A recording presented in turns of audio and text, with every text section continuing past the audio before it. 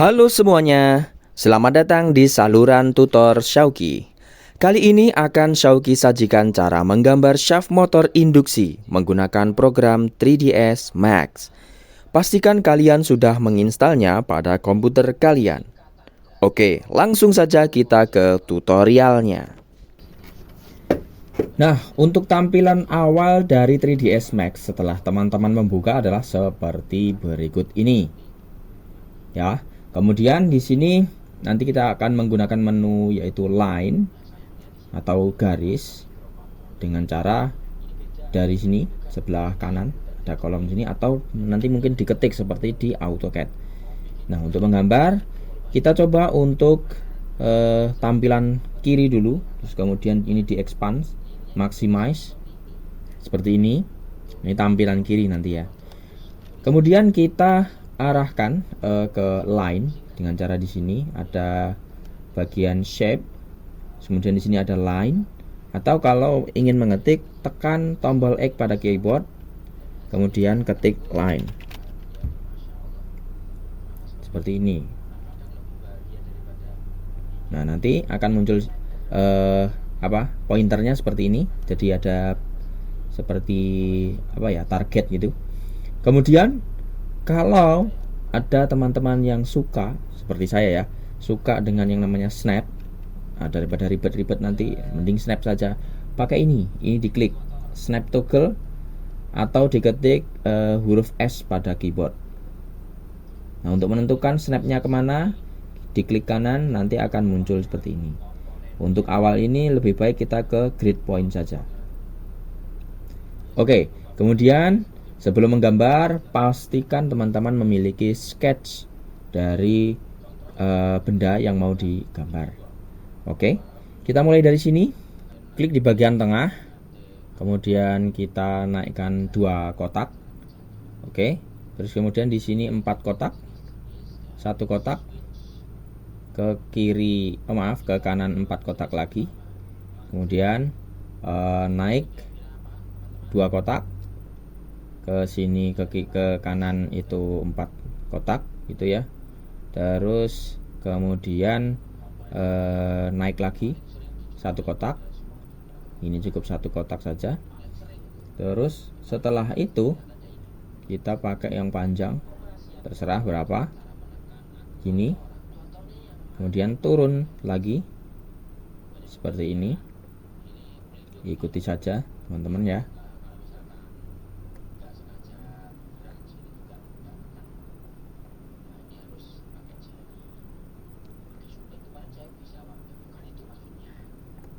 Oke, ini untuk gambar dasarnya. Kita matikan dulu snapnya dan juga line-nya kita buat ini saja. Ini untuk mengganti warna biar lebih kelihatan. Misalkan di default itu memang acak ya, kadang-kadang warnanya ungu, merah dan lain sebagainya. Jadi biar lebih terang, saya biasanya kasih warna yang mendekati putih. Oke, untuk basic shaftnya kita bisa mainkan seperti ini. Kok jelek ya? Ya nanti sesuaikan dengan istilahnya sketch yang teman-teman temukan. Oke, saya sebenarnya di sini masih ada melakukan pengaturan ya. Nah, cara untuk melakukan pengaturan bagaimana? Ini kan kayak sepertinya kurang bagus ya. Kok seperti ini? Oke, kita ke bagian sini modify, klik. Terus kemudian di sini ada bagian selection itu vertex. Vertex itu apa? Ada titik-titik di sini. Kita bisa ngatur per titiknya ini mau dipindah. Terus bisa juga per segmen. Segmen itu yang satu garis ini. Oke, kemudian di sini kalau yang ini total semuanya ya. Nah, ini saya lebih suka mengatur yang bagian segmen. Nah, di catatan atau di sketch saya di sini, dia ini sebenarnya kalau untuk mengatur memindah itu kita pastikan di sini select and move. Kalau yang ini aktif, nanti bisa berputar seperti ini. Oke. Terus di sini untuk skala. Nah, kalau yang ini move atau untuk memindahkan. Oke, kemudian di sini di catatan saya ini naik 2. Kemudian yang di sini hanya naik 2,5 saja, tidak sampai 3. Nah, di satu kotak ini dia nilainya adalah 10. Ini dilihat ya, ini Z, arah sana itu arah Z-nya. Ini kan 30.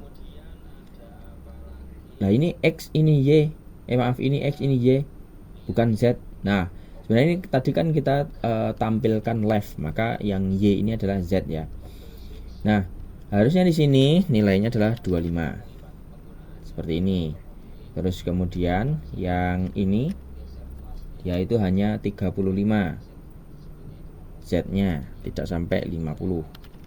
35. Ini juga 35. Gitu. Terus yang atas ini hanya 3,75, berarti 375. Oh maaf, 37,5. Kurang ya. Nah, yang ini dia itu tadi harusnya hanya 3, yaitu 30. Terus kemudian yang sebelah sini dia itu 2,5 atau 25. Yang ini dia 2. Terus yang ini dia itu adalah 15 saja. Nah, kalau yang catatan saya seperti itu. Kemudian ada lagi yang serasa kurang pas, itu yang stoppernya sini. Dia di bagian Y-nya atau yang merah ini. Jadi bagian Y-nya di sini kalau kita atur. Oh, bukan yang X ternyata ya. Nah, kita atur di sini bisa menggunakan garis ini ya. Kalau kita tekan yang merah ini, maka kita akan menggeser satu aksis saja. Kalau dua-duanya ini atau yang bagian persegi ini dua-duanya yang kita atur seperti itu. Nah, ini untuk basic dari shaftnya. Jadi kalau di sini ada di bagian fan, di bagian ini bearing belakang, ini bearing depan yang sebelah sini. Ini tempat dari kumparan, inti dari kumparan ya. Terus kemudian yang di sini adalah bagian outputnya. Kalau ini sudah selesai, maka diklik ini lagi. Nah, ini. Kemudian nanti kita akan membuat revolve atau latte. Saya kurang bagus Inggrisnya, jadi latte gitu aja ya. Gimana cara bacanya? Itu sesuaikan dengan yang benar ya. Nah, jadi kalau misalkan kita ingin melihat view-nya, misal di sini. Nah, ini 3D-nya isometrik. Ini hanya satu seperti kawat begitu ya. Jadi belum terbentuk yang mau kita inginkan. Maka caranya bagaimana? Kita kembali ke view left lagi dengan cara klik yang ini left atau tekan tombol left pada keyboard. Seperti ini. Untuk pen kita bisa menggunakan tombol tengah pada mouse seperti pada AutoCAD. Oke, kemudian di sini kita bisa sebelum kita revolve kita wajib melakukan yang ini. Ini namanya adalah hierarki untuk mengatur pivot di sini saya. Pivot itu yang ini, warna hijau dan merahnya ini. Kalau hanya untuk menggeser pivot, maka affect pivot only. Jadi hanya mempengaruhi pivotnya saja. Kita mau geser ke mana sesuai suka-suka kita. Nah, karena kita mau merevolve atau memutar ini, maka ini diusahakan ada di posisi tengah ini. Maka di sini dipilih angka 0 pada Z. Mau ini di ujung kanan atau di ujung kiri terserah, yang penting Z-nya itu yang penting. Oke, jadi kalau misalkan kita isometrik lagi, nah ini ada di sini. Kenapa ini dipindah di sini? Ini adalah untuk menentukan titik pusatnya, titik pusat dari putaran. Maksudnya putaran itu seperti apa? Jadi ini nanti akan diputar, ya, akan diputar, berputar seperti ini. Oke, sumbunya nanti adalah Y ini.